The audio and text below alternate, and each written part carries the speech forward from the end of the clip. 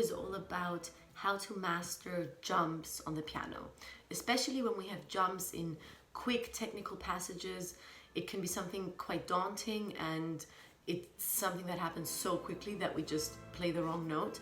And I want to share with you some of my practice techniques, how I practice jumps in order to feel pretty secure on stage and in order to have a pretty high chance of reaching that correct note even when you're playing at a fast tempo. This video is also part of the series of technically hard passages in different pieces. I also made a video on Schubert's Wanderer Fantasy, if you want to check that out. I made a video about the famous octave passage in the first movement. So let me know if you want me to make videos about any other specific hard passage in a piece that you're working on or that you have questions about, and I will try to do that. So as an example for jumps, I used a passage from Clara Schumann's Piano Concerto, which I recently played. And there is, there actually are many hard technical passages in this piece, but there's one in particular which is towards the end of the first movement that has jumps in both hands. The right hand is playing various jumps, the left hand is also playing jumps. So I thought this would be a nice passage to explain how I practice jumps. So first of all, before I practice anything, as always, I do slow run-throughs. I made a whole video on the importance of practicing slowly. I can link it down below. You can check it out. Practicing slowly is one of the most important things, and the same also goes for jumps. Of course, I always practice the passage slowly, also separate hands slowly, anything slowly to secure the notes and to secure that your hands know where to go is always very helpful.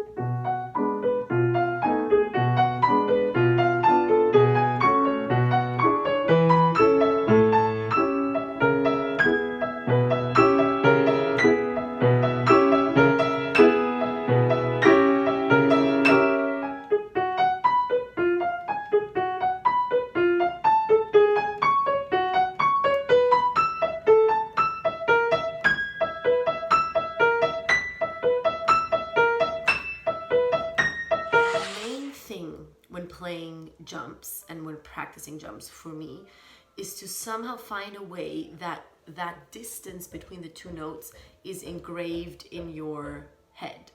The way to do that, I think, is to focus on practicing that distance. And what I mean by that is you practice the jump, so you kind of isolate it, practice the jump only, and what you do is you just jump until the actual note, but don't press the key. So your finger jumps to the key, touches it, but doesn't press it and doesn't actually make the note sound. So your finger jumps to the actual key and touches it, but doesn't press it down. And what that ensures is that you don't have that feeling of, I have to jump to the key and somehow swim in that vicinity of the key, but rather that you have the feeling of precisely measuring the distance before pressing it. So the beginning is you just go there without pressing, and then you keep going to the key and you shorten the pause between touching the key and pressing it. So I will jump, press it, jump, press it, and then faster and faster, jump, press it, until you have the actual quick jump. But then the feeling has changed a little bit. So the feeling then that has changed is that you don't jump and press it right away, but you jump being in control of the distance and then pressing the key.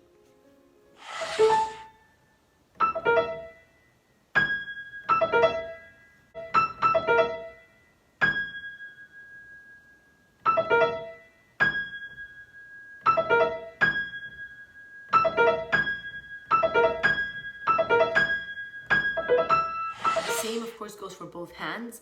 And I really think that the key to a successful passage full of jumps is that you don't have the feeling that you're running and kind of rushing from jump to jump, but rather that you are in complete control of the distance and only press the key and actually make the note sound once you have reached the correct key.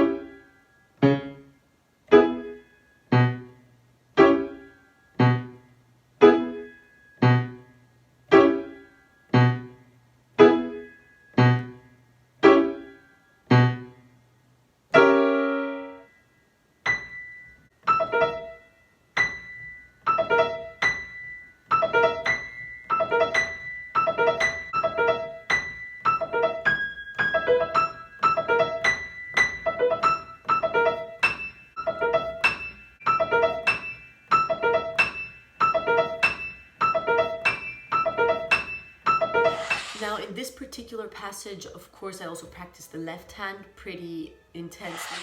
And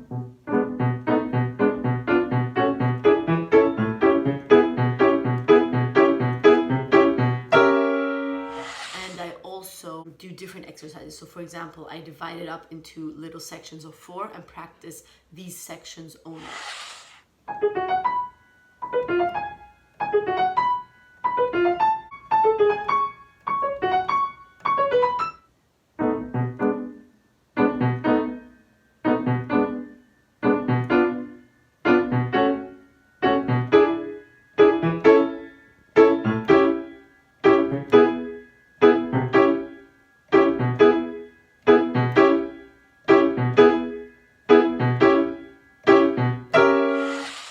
Also divide the passage up into sections of 4 and practice 4 fast ones and 4 slow ones. And then I also switch it around.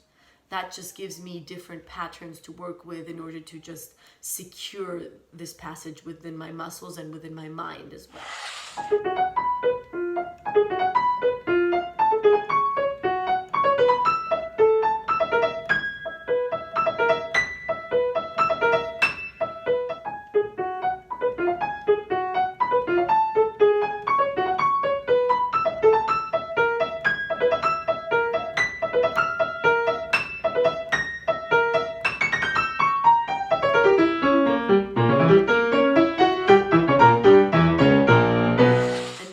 Very important tip that I use is that I try to imagine when the jumps get longer and bigger, is I try to imagine the image of a hill, that I'm walking up a hill.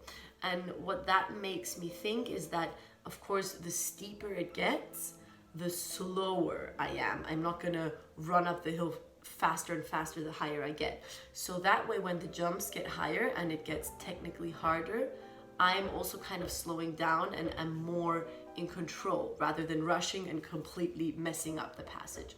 And even when you're staying in tempo and not slowing down, I think that hill image is very helpful when you're on stage and you imagine, okay, this is an upwards hill.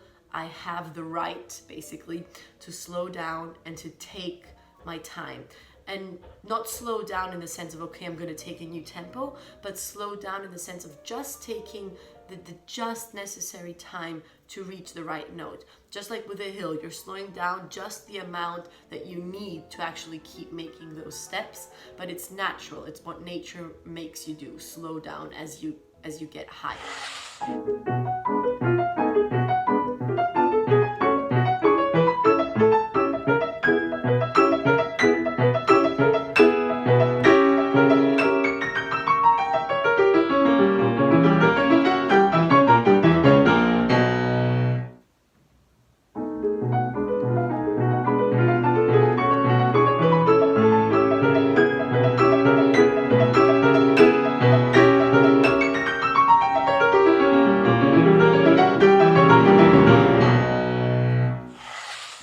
And then finally, I of course increase the tempo slowly and slowly until I am at the final tempo. And I try to just implement those 2 key factors whenever I play through it in tempo and whenever I am on stage. One being controlling the distance completely, not jumping blindly.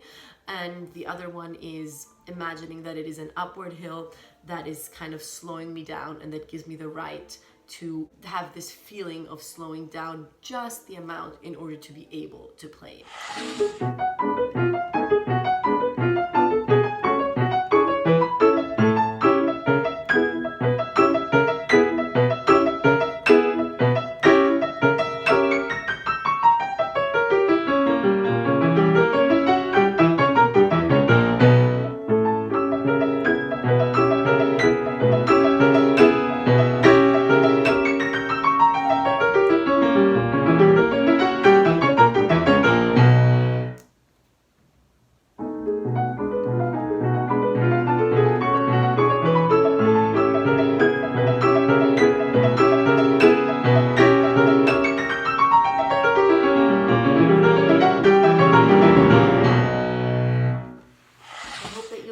this and that you found it helpful.